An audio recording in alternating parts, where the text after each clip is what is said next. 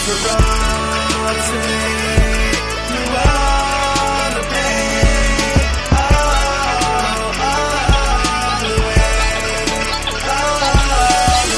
everybody, to another episode of the Sleeper Wire podcast. Yeah, that's right. You know who this is. I am your host, Nick Summerall, and today we are doing the last episode of the Division Breakdown Special.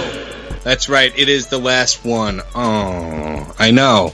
It's really sad. I want to say I am so proud of how everything turned out. This is the eighth division we are going to cover, and I'm not going to do this alone. I say we because I am joined by my lovely co-hosts, Hoos, and our producer, Steve, is back again. Two times. Lovely. Two times to do the show. Right, Steve? You're going to get him the jacket, too?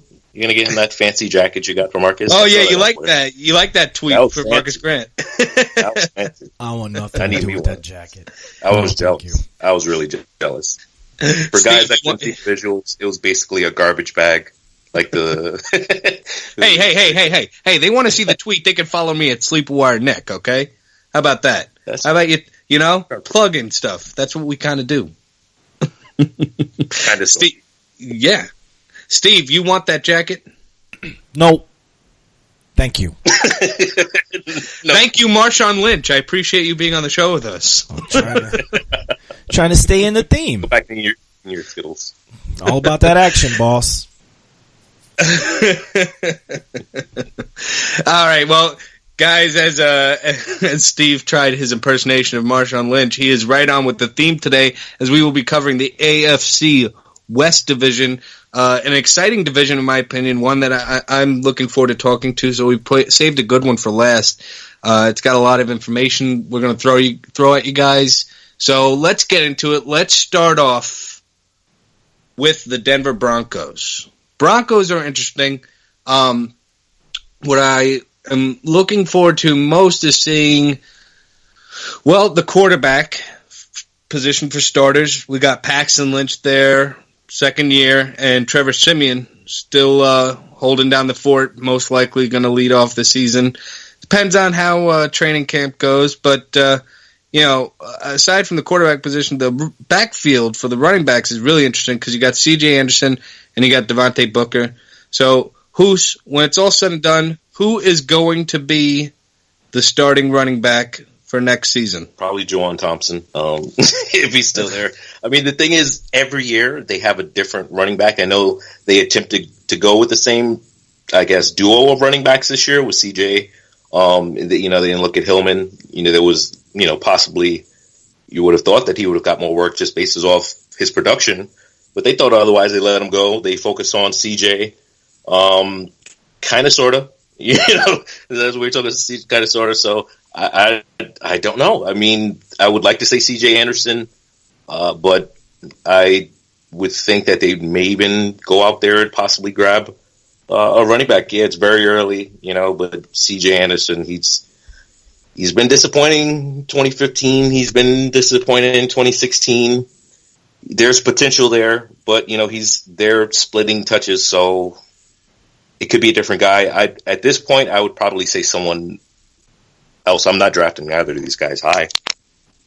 Well, Steve, what's interesting to me is, C.J. Anderson last year, he ended up getting hurt again, but I thought he started off strong. Yep. And then, the injury happened. And he was starting to trail up before the injury too. I don't know if maybe he was having already lingering issues before the eventual injury that sidelined him for the season, right. And had Devontae Booker come in his place. But do you agree with Hoos? Do you think that they're most likely going to draft somebody in the draft that's only a couple days away? Yeah, I think they will draft a running back to add to that mess. I think Anderson is the most talented, though, out of there. And I think he's going to start with the lead back duties. You mentioned last season he did start off very strong. He was getting around 15 to 20 carries per game, about 4 or 5 targets, which he usually caught. So that's a pretty good workload that you want to see from a running back.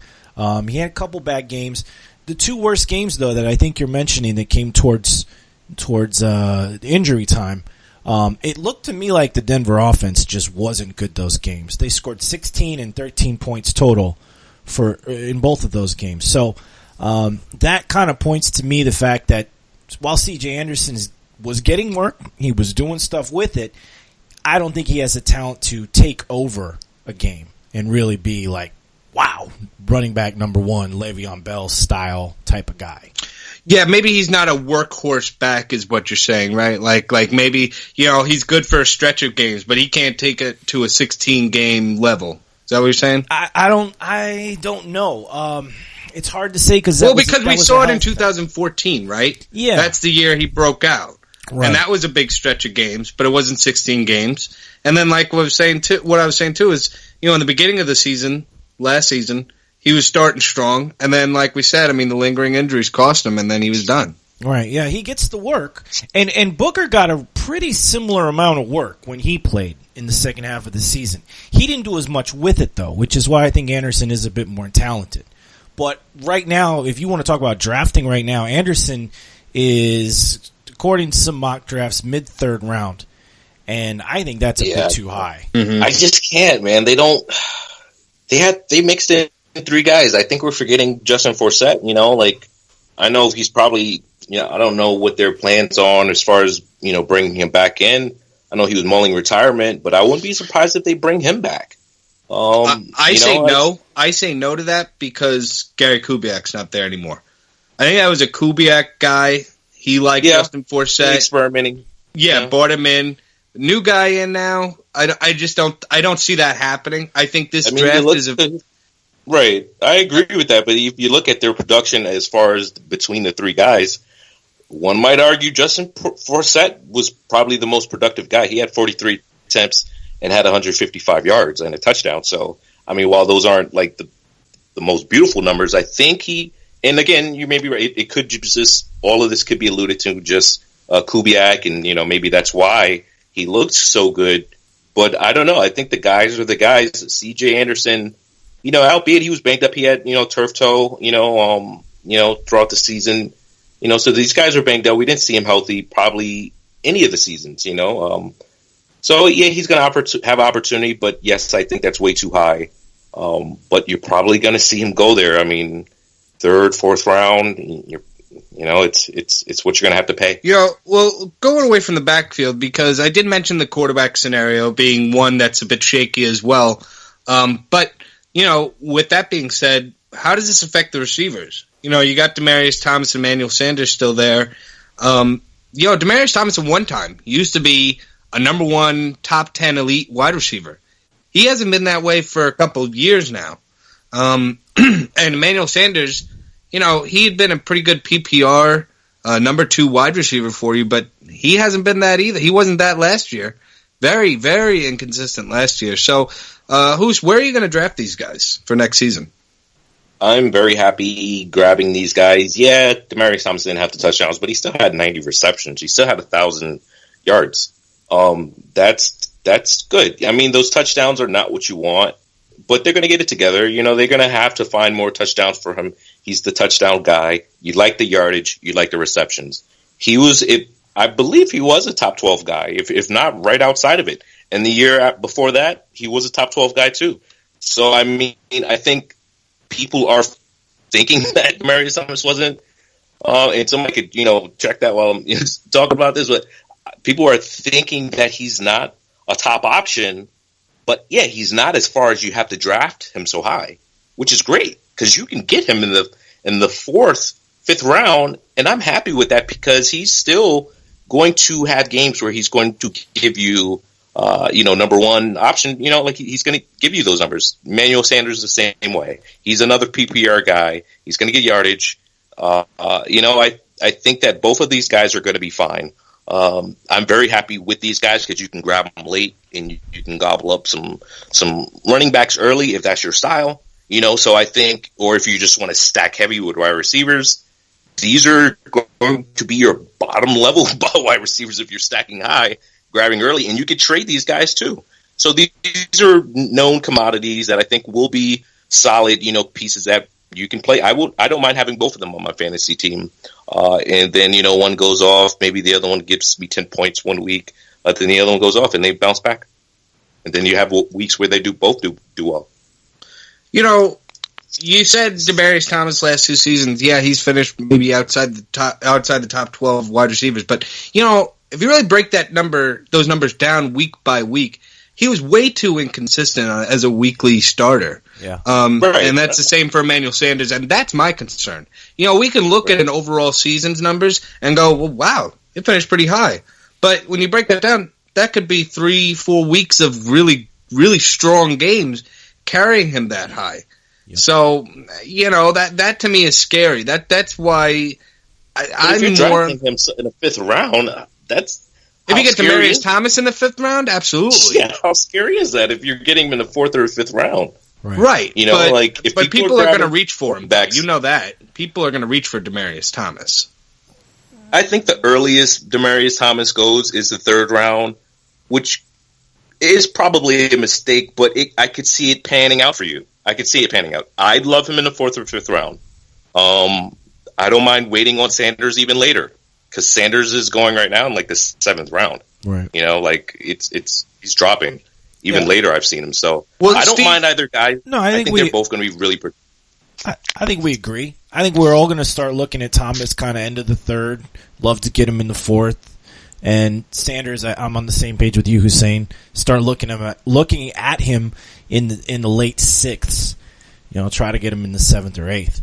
But Nick, you were right on, because I actually looked this up. There were only 5 weeks last year when Thomas scored a touchdown, where he was like a valuable asset to you that week in fantasy.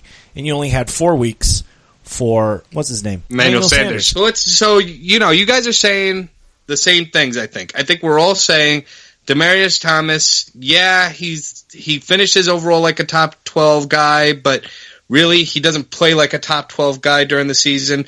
You seem to be a little more on liking Demaryius Thomas, maybe more than me or Steve. Especially as a weekly starter, but that's okay. I think Emmanuel Sanders, I had him last year. I didn't enjoy having Emmanuel Sanders. In fact, I think I only played him once, just because I had Doug Baldwin and Jordy Nelson, so I never really had the need to, and I was stacked at running back.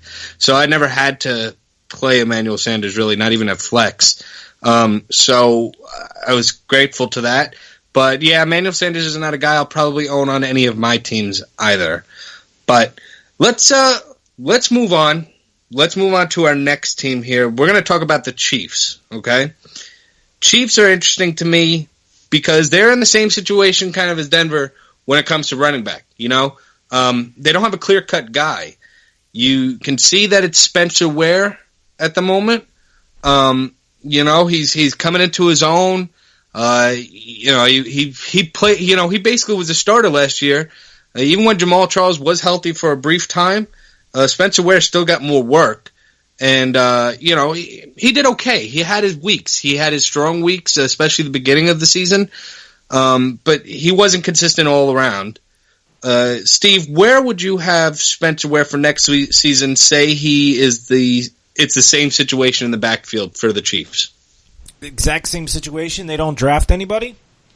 No drafting anybody. It's Spencer Ware, Charkandrick West, and I don't even know the other depth there. But okay. That's about, yeah. I have a feeling he's probably going to get drafted a lot higher than I would take him because Charles left and people are going to see that. They're going to remember that West didn't really give him a lot to remember. Let's put it that way.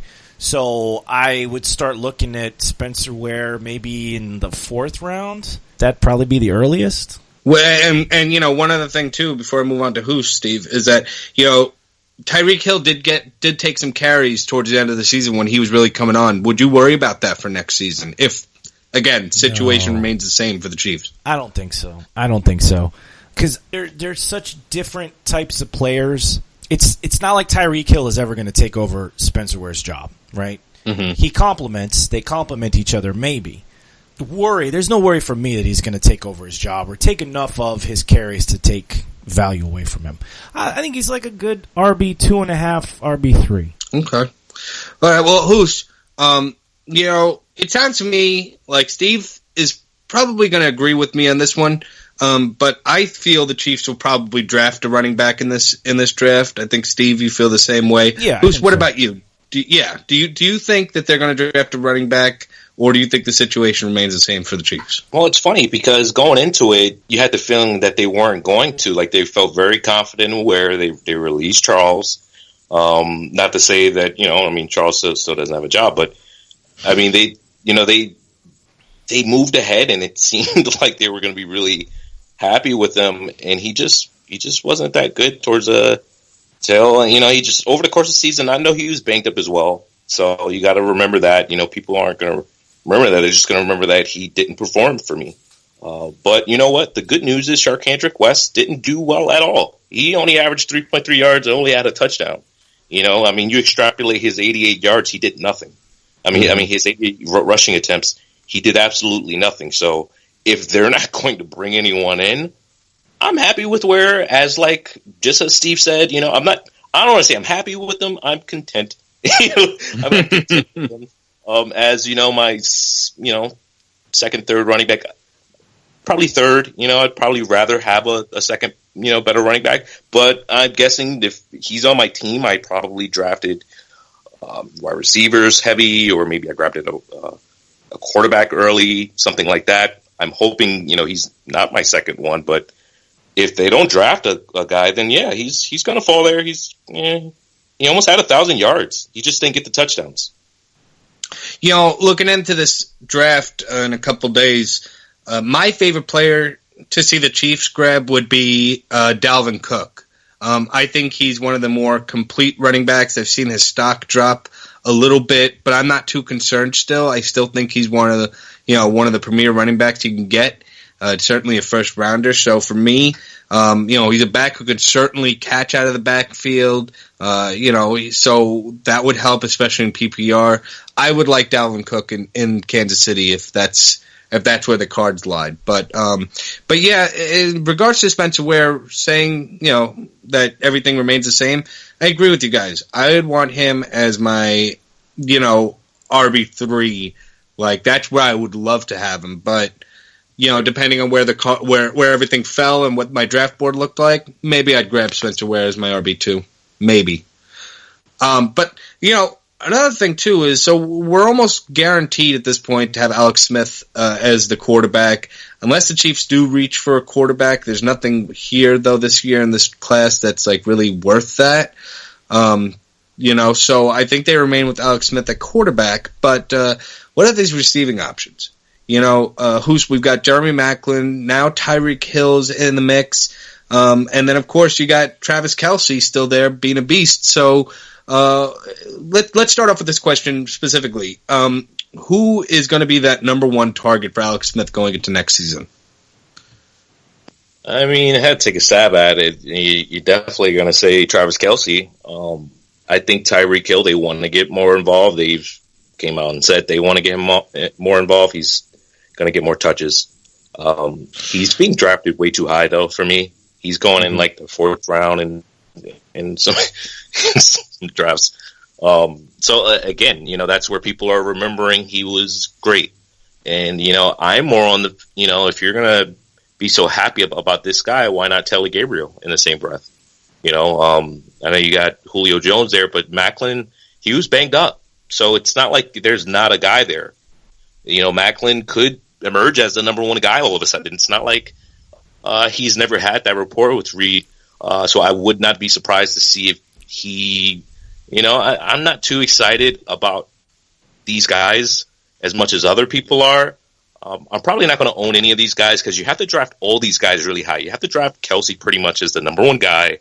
As I was, talking about, Maclin I'll probably draft really late, if he's going to fall, no one's going to pick him up. Yeah. So I'll draft Maclin, see what he does, and maybe he's a rare find. He's a sleeper for you.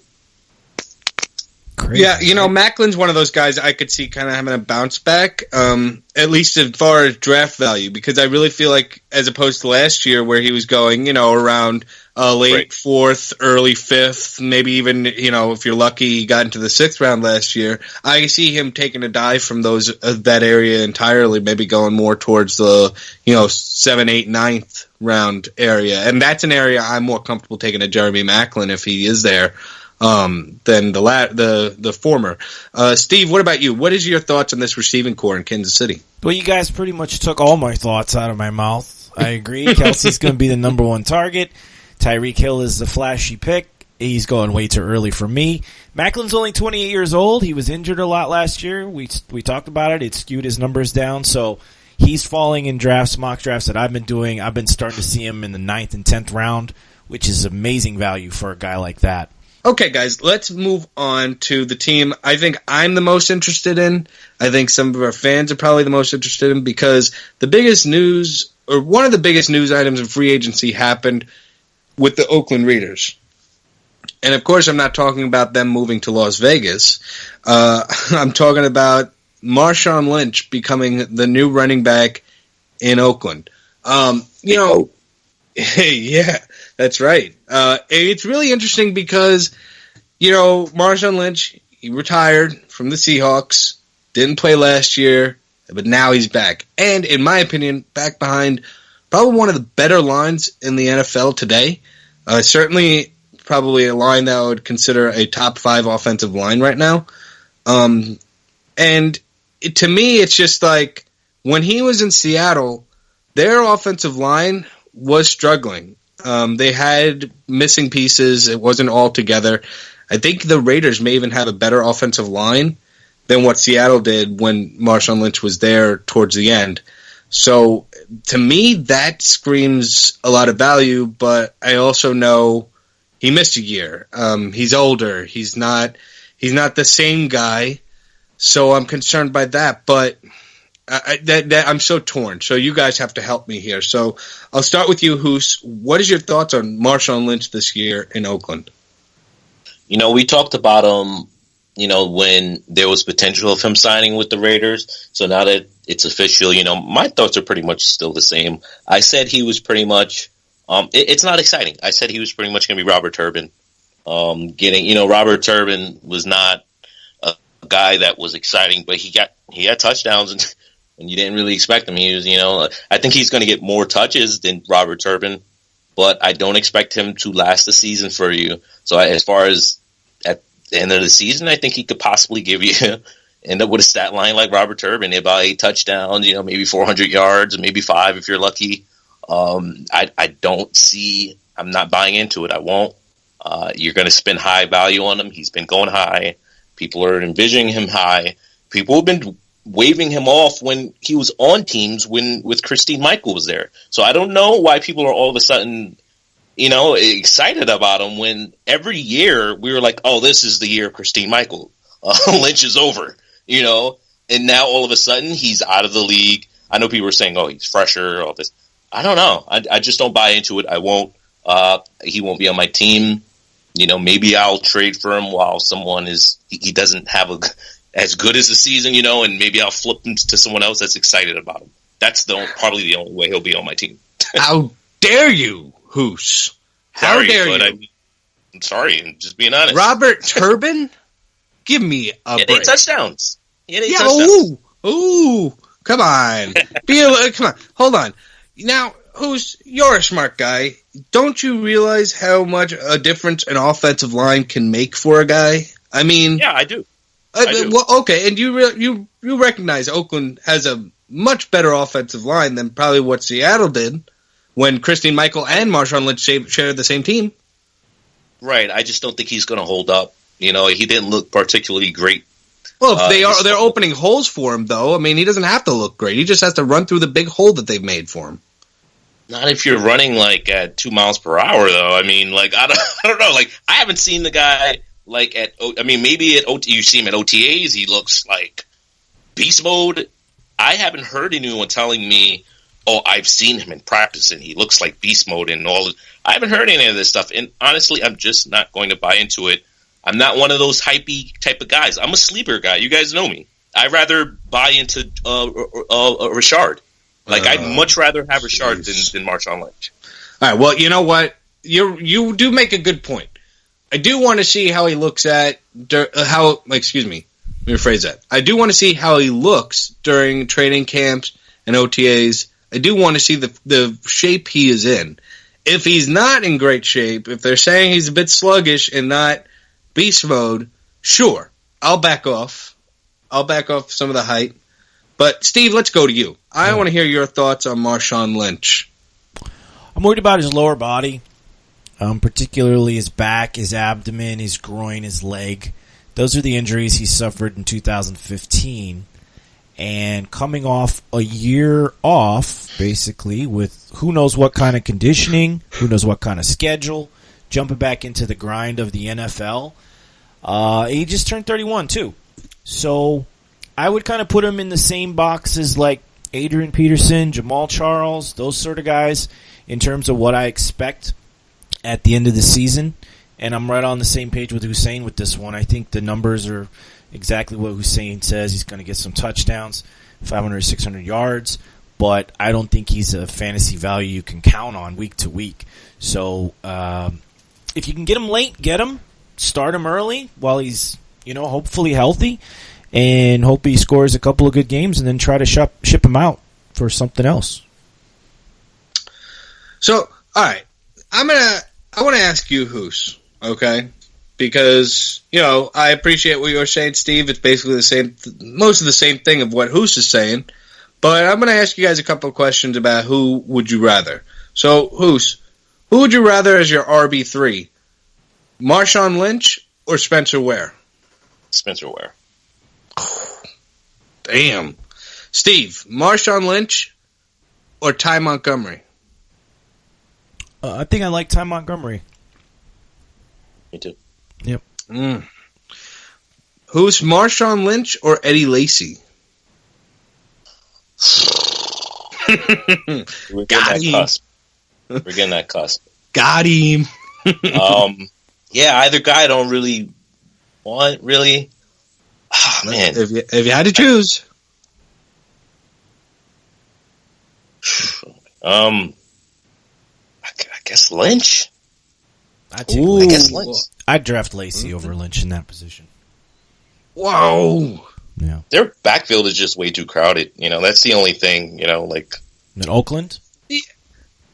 No, in Seattle, he's saying. Yeah, in Seattle.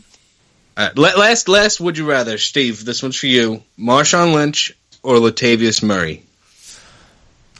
That's about the line for me. But I'd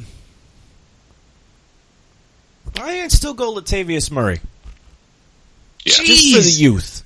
Yeah, I'm much higher on that one. For me, that's a lot easier. Yeah, I think I'd get him for more of the season than I would be able to use Beast Mode. Wow, you guys make me question, do I overvalue strong offensive lines? Because in my head, I just can't imagine that's a question. It's not the line. I don't question Oakland. It's not Oakland. It's Marshawn Lynch. I just don't believe.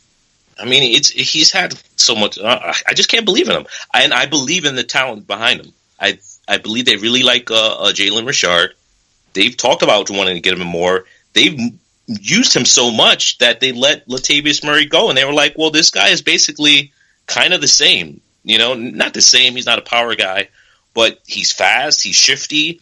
They're going to use him well, and I think Marshawn Lynch is just going to be a goal line guy. He's going to be Robert Turbin, and Jalen Richard's probably going to get all the yardage.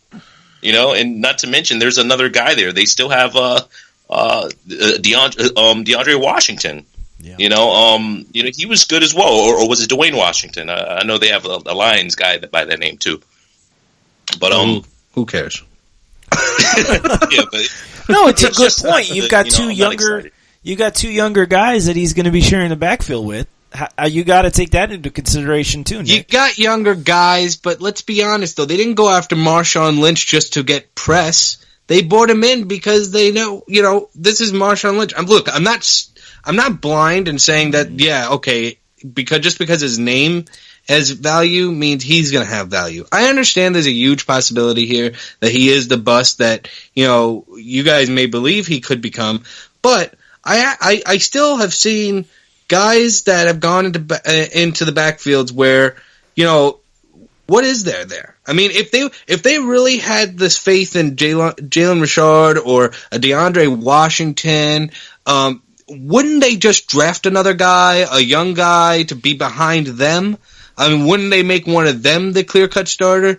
No, they're not doing that. Well, they very well could. They very well could come Thursday. And that's why they signed Marshawn Lynch? You know how many jerseys he's going to sell in Oakland? Yep. Oh. Yep. In Oakland, in Vegas. Well, you're going to be in Oakland a year, and then you got to remember, you're going to be in Vegas there. They might bring him in afterwards, and he might be just a tutelage guy. Yeah. I mean, look at what they did with LaDainian Thomas and the Chargers. It's so. I mean, granted, LaDainian Thomas, he was I don't want to say alumni guy, but he was the Charger guy for a very long time. But you just never know. I wouldn't say that it was just because it could have just been for news. What has Oakland got going on right now? They had a very disappointing season. A very disappointing season. What are you talking about? What are you talking about? The Raiders had a disappointing season. Are you kidding? The Raiders were one of the strongest teams in the AFC before Derek Carr got hurt. Yeah, but they disappointed. They finished it disappointed. Yeah, because Derek Carr got hurt. At the end of the day, their fans were happy about the future. I'm not saying that. Well, that's why they got Marshawn Lynch. They got Marshawn Lynch to win now. That's the point. They've got a young team, a good, strong team that they've built up, and they were very close to making it to the playoffs. If Derek Carr had remained healthy, they would have been there in the playoffs. Now, I don't think they would have made it to the Super Bowl or anything like that, but they certainly would have been there in the playoffs. And I bet you, they would have shown strong with Derek Carr behind them. I'm not saying Derek Carr's like the end-all be-all, but he was the reason that team was strong, and he made that team stronger around him. And I think that with a guy like Marshawn Lynch, you got the running back there to, maybe not necessarily be the leader because he wasn't a guy who spoke up. At least, I don't know. Maybe he's a different guy in the locker room. I couldn't tell you. But you know what? They brought him in to win now. That's the point. They want to make it to the playoffs. They want to show that they're a strong team, and they want to try and go to the Super Bowl next season. I don't think they will, but that's what I think the game plan is for Marshawn Lynch. And, the extra bonus of the news and the sales. But they brought him in to win now. It's not just for the news. I guarantee you that. That I'm almost positive about. You could be right. We could be talking a year from now, and you could be like, Nick, you're dead on, man. And it could be that they're using him. They use the other guys sparingly just to keep Lynch fresh. So I could see that as well, But if I'm have to buy into him so high, I can't say I'm going to spend a high pick on him. All right, well, let's move on to other pieces of this offense because, like I mentioned, it's a young offense, a strong team, and when Derek Carr was there, I mean, everybody was playing well. Now, I say playing well, but Amari Cooper, I don't know. He was okay. He did hit 1,000 yards, but he only had 5 touchdowns. Michael Crabtree had 8 touchdowns, and Seth Roberts even had 5 touchdowns. So, wasn't the strongest of receiving cores. And Latavius Murray there did get 12 touchdowns while he was there. So, they did use the running back a lot, so that's also another thing I'm looking forward to seeing if they'll try to do with Marshawn Lynch. But I digress. Let's get off the backfield. Let's talk about the receiving core.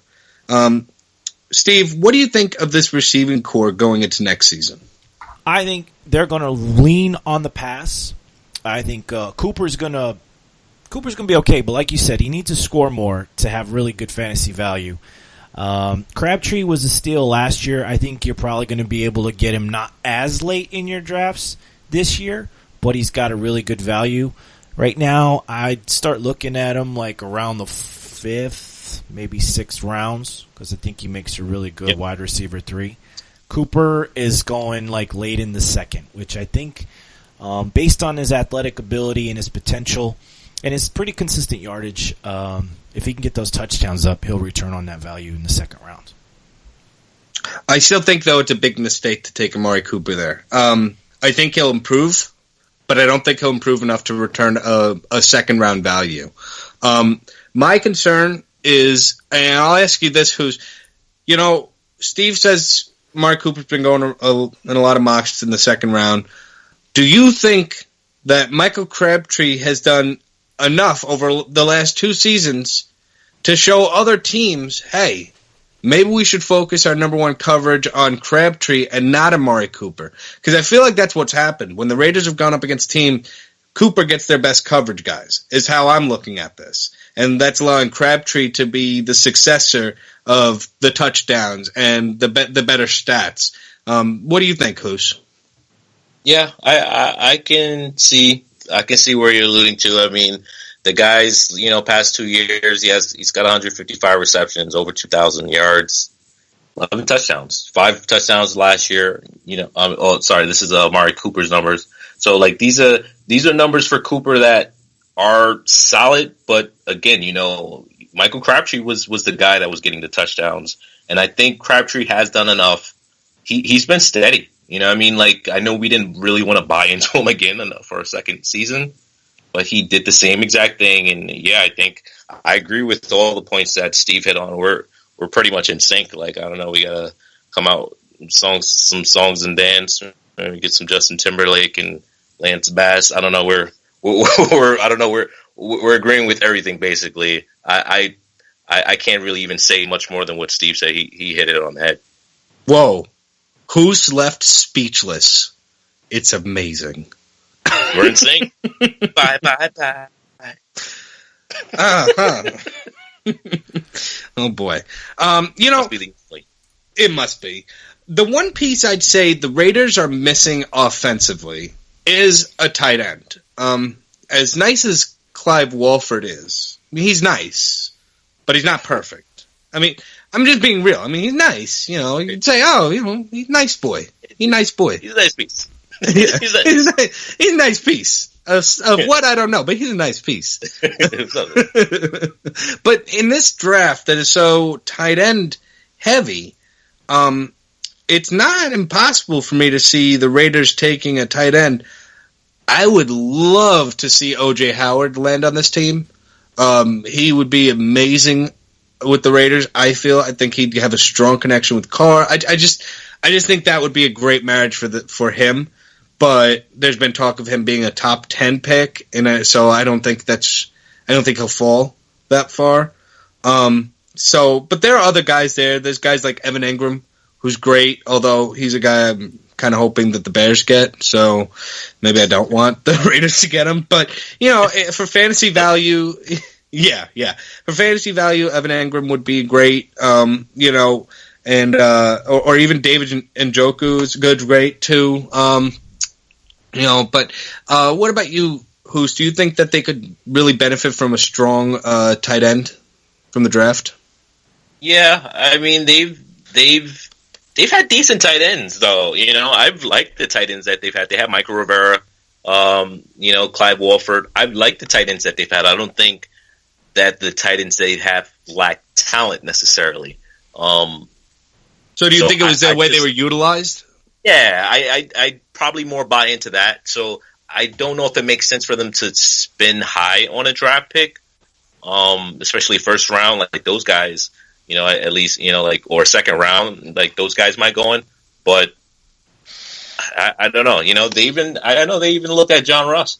So like it's interesting, so them looking at John Ross, maybe they just want to do that 3 wide receiver set. I know Seth Roberts got involved.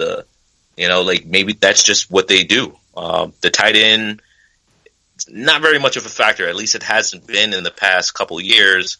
So it's it's something to look at. I think it's just not a part of their offense. So I don't know if it makes much sense for them to do it. But it is a deep draft for tight ends, so I think they could grab one. Probably even later, and still get a guy that's probably better than someone on their team now. But I don't know if their offense, will really be predicated behind one.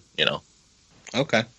All right, Steve. You feel the same way, I suppose, or do you have a different outlook? Yeah, on it's this? not an offense that I would draft the tight end out of early. Jarrett Cook is there now, and in some mock drafts, I just looked it up in some mock drafts on Fantasy Football Calculator. O.J. Howard is actually going in the 12th round of 12-team drafts.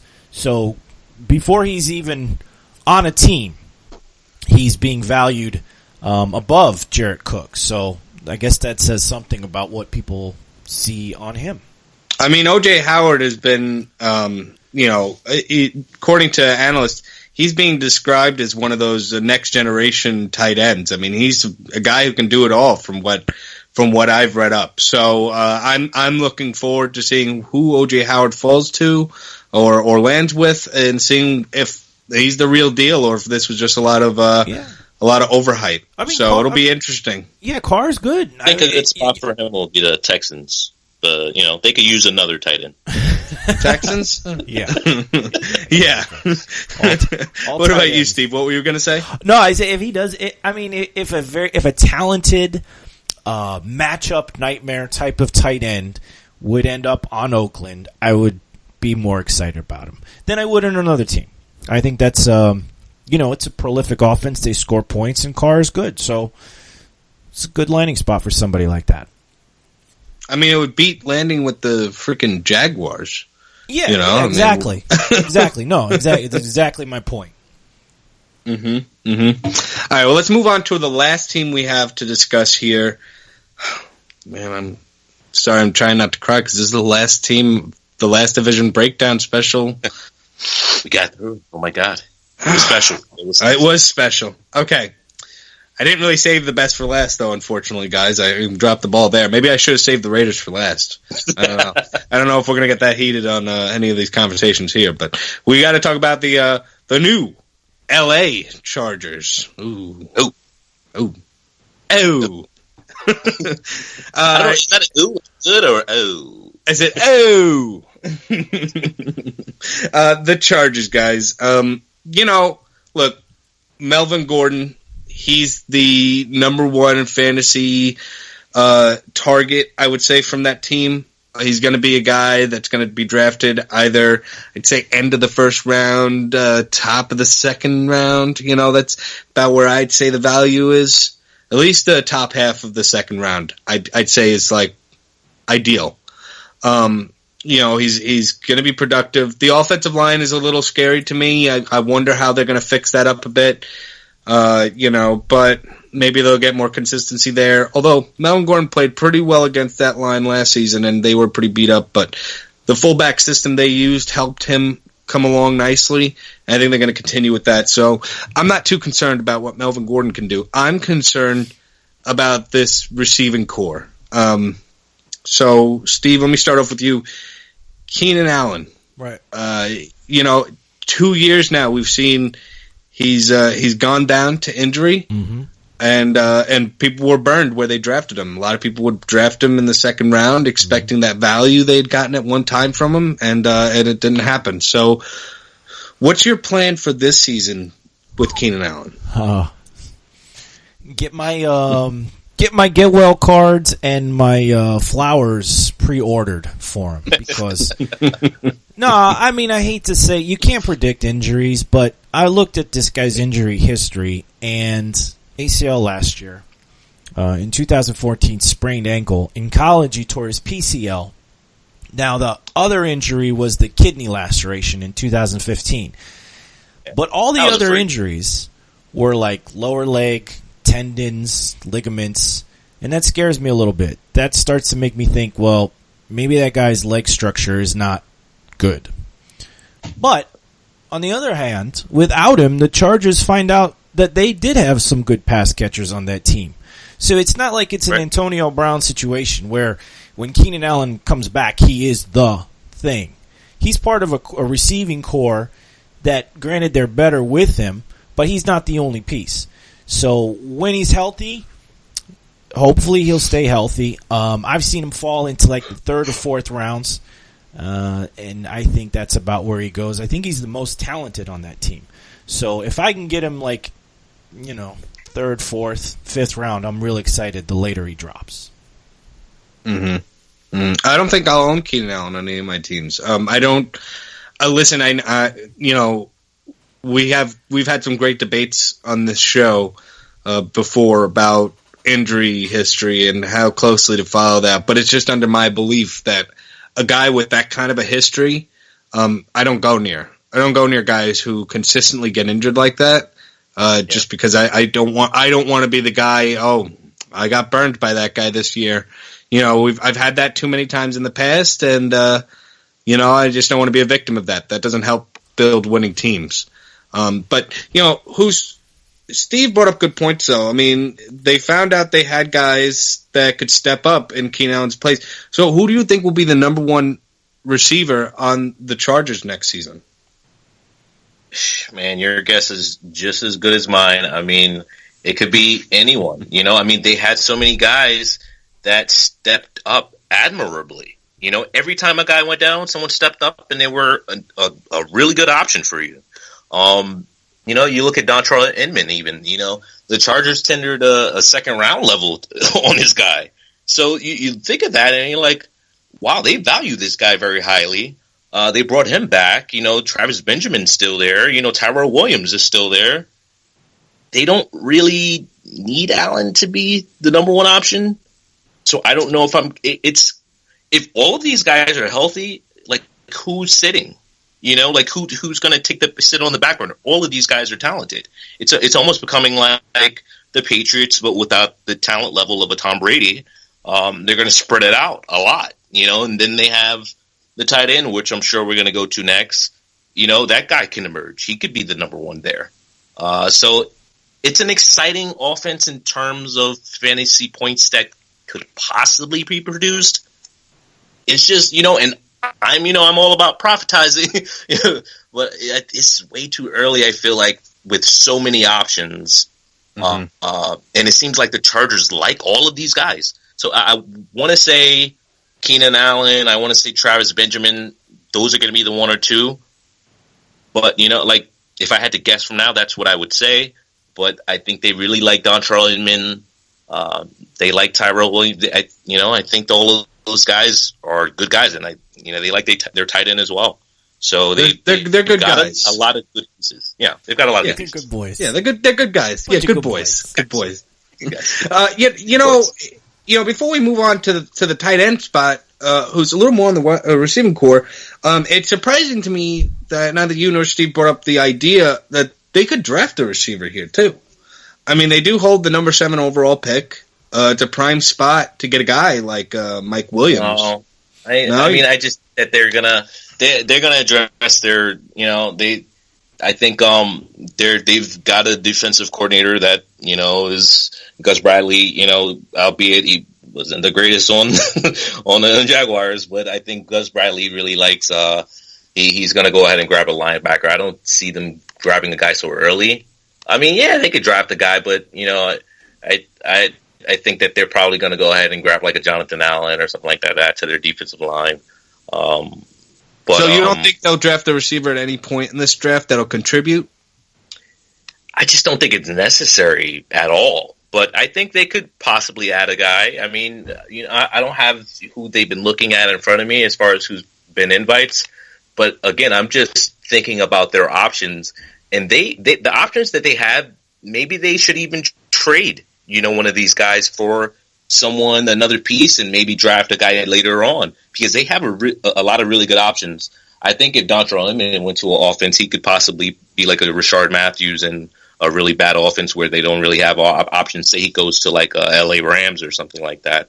I think he could probably have a really good, so they have so many options. I don't really see them drafting a wide receiver. I don't see the need. Hoos, I feel like you. I was waiting for you to say when you said he could go to a really bad offense, and I felt like you held back on saying the Chicago Bears just because I'm on the show. You're on the exactly. I mean, I'm a nice guy. Well, while we're on Florida, guys, I'm a nice guy also. Well, listen, I'll tell you what. If the Bears traded a second round pick to the Chargers for Dontrell Inman, I'd be effing pissed. Oh yeah, on a team that has too many needs and has the 36th pick in the second round, yeah, I'd be livid. I would throw my remote at the TV and break it, and then I'd be even more pissed and throw the TV out the backyard. Wow, Steve, I'd be there with. Yeah. Steve, what about you? Any chance you think that they'll grab a receiver at any point in this draft, or you feel the same way as Hoos? Yeah, maybe some point in the draft, but I don't think early.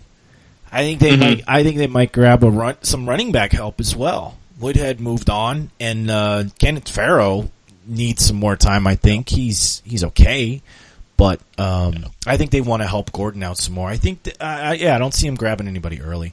And if they did grab a wide receiver at all in the draft, I think all it does is just kind of muddy that whole situation and water it down even a little bit more. So I don't know if he's got immediate fantasy value. He may contribute, but if anything, it just makes it more difficult to choose which receiver you want to start. I think it would also be a really big indication that they're ready to move on from Keenan Allen if they did grab a receiver early. Yeah. You know what I mean? Like, I think that would send a message to Keenan Allen that, like, listen, we just can't trust you anymore. Well, in the last year was so crazy for them with the injuries, and we mentioned it, but they just dropping like flies. But somebody would always step up. So if you were ahead of the curve, if you listened to Sleeper Wire and you listened to Hussein said, yeah, I like this Dontrell Inman guy, he looking pretty good. You picked him up before, and then somebody gets injured, boom, now you got a starter. So, that rookie, if they draft somebody, that guy may be worth the flyer or at least keeping an eye on the waivers throughout the year in case they get this injury problem again. Well, they had the same exact problem, and I know we're going to move on, but they had the same exact problem last year.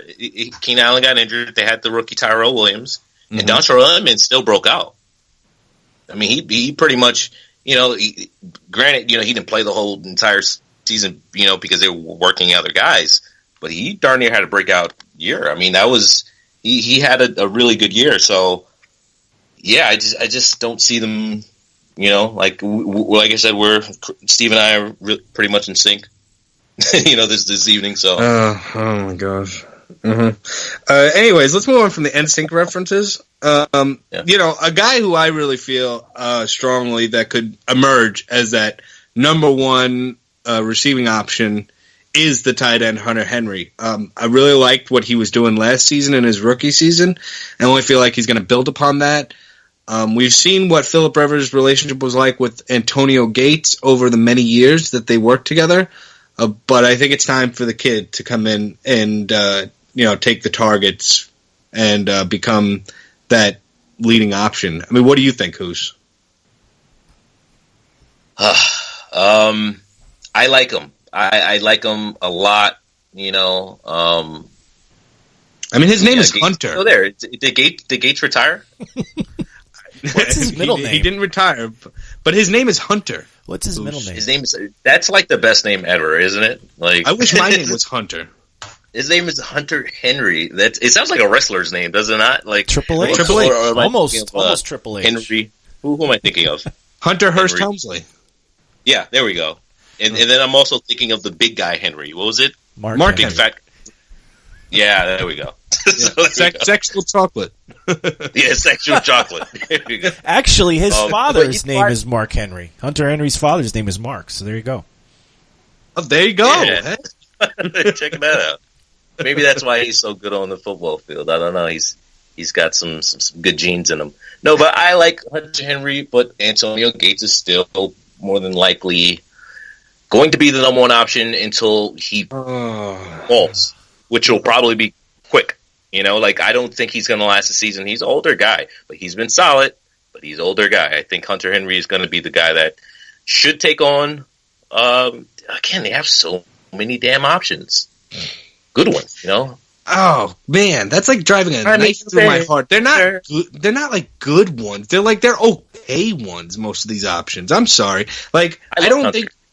Well, I like Hunter too. That's my only favorite on this team. Every other option we've talked about receiving wise, my thought is like, okay, they're like decent, and yeah, they could be better than average, but none of them excite me. None of them are like, oh my god, I gotta get Tyrell Williams on my team next season, or Dontrell Inman. Yeah, it's gonna be my steal. No, like I really don't, that's why I'm praying that they draft somebody or something. But Hunter Henry. If I can get Hunter Henry, I'd be excited about that. But damn, Antonio Gates, pass off the reins. Let it go. Yeah. How many years do you have to prove yourself, man? You had a great career. Let it go. Cry me a river. Yeah. Steve, what about you? What is your thoughts on Hunter Henry for next season? This guy, he, for me, falls right under the cusp of that tier of tight ends that you can feel like you can start every week. He can very easily become one of those guys. So the problem is the scoring the touchdowns. Like, he scored in 8 of 15 weeks last season, which is great. I'd like to see more yards because he only had 4 games with over 50 yards. So if I look at those numbers, this is one of those guys where I'd have 2 tight ends on my team. He would be one, and I might pick up one. Like, I might grab him like in 9th to 11th round or something like that if I could get him. My plan, Steve, just so I don't mean to cut you off, but like you were talking about 2 tight ends, that's the plan I was thinking about Hunter Henry. I would love to have like a Cameron Brate Hunter Henry duo on my team. Yeah. That would be the perfect. Is that what you were thinking? Yeah, because like either one of them could easily jump into that start every week if the situation was right, you know? And you know, even if I went early and I got like a Jordan Reed or a Gronkowski, Henry would be a great backup. So sure. Yeah, I'm looking at him like in the 9th to 11th round, somewhere in there. Do you think Hunter can fall that far? Like, do you think he'll get to those rounds that Steve's talking about? No, I didn't think so either. His hype is way too high. People love him, despite the fact that Antonio Gates is still there. It could be a mistake, but it's very high. It's very low risk, high reward. I mean, even if you're going to grab him in the 9th round, that's still low risk, high reward if he's going to have that potential to be a number 1 guy. Let Gates get injured. I mean, I don't want to say let Gates gets injured, but if he does, he could be a top 5 guy. He's got that potential. Top 3 even. Somebody tag Gates on Twitter and just say, hashtag, let it go. Let it go. Unleash Henry. Let him go. I mean, you might see him like that episode of The League. He might come see you. Yeah, that would be great. That would be cool, though. We'll get Antonio Gates on here one year, you know, and we'll be like, you know, Antonio, I'll be like, one time I was like, can you just let it go? I mean, you've had a great career. Can you just let it go? I'm sure he'd love to hear that. But you know what you guys aren't going to love to hear? That we're all out of time. I know. It's sad. We are all out of time here on the Sleeper Wire show, the Sleeper Wire podcast, the Sleeper Wire Division Breakdown Special. It's over. We've done our 8 episodes of it. I hope you guys have enjoyed this. It was a lot of work putting it together, but we got it out for you guys. Just so you know, more than likely, you know, we've been putting out a lot of shows each week. We'll continue to put out a show per week. We just won't guarantee that we're going to be doing 2 shows a week and stuff. You know, we just wanted to put out something really special, and with time constraints, wanted to get it out to you guys before the NFL draft, and successfully we will. But you guys will be able to listen to us each and every week. So please continue to do so. We will continue to put out great content. The next show, I know we're going to be covering the rookies from the draft. It'll be the next week that we'll be talking about this, so we are truly excited for that. So you don't want to miss that episode. I mean, yeah, it'll be a long show, I'm sure. But Steve, can you tell everybody out there where they can love us, find us, and support the show? Sure, go to our website, sleeperwire.com. On Facebook, we are Sleeperwire Show. Twitter, @Sleeperwire Show. And on SleeperBot, the lovely app where you can get all of the information updates, injury updates, and basically just talk about fantasy year-round with other crazy fantasy players. You can find us at SleeperWire on SleeperBot. That's right. And please, guys, we talk about him all the time on the show because he's a dear friend of ours. His name is Rob. He's got chronic Lyme disease, and he's getting worse, and we need the help, guys. We really need you guys to go to GoFundMe.com/RobJR. Dear friend of ours who works for us on the show, works with us on the website, and he's such a good friend. So please, if you guys want to find out more about his story and more information, like I said, you can either go to GoFundMe.com/RobJR or go to SleeperWire.com for more information. Please, guys, send him some donations for the treatments he needs to get better. We don't collect any of that money for us. So please, GoFundMe.com/RobJR. Well, that's it, guys. We've done it.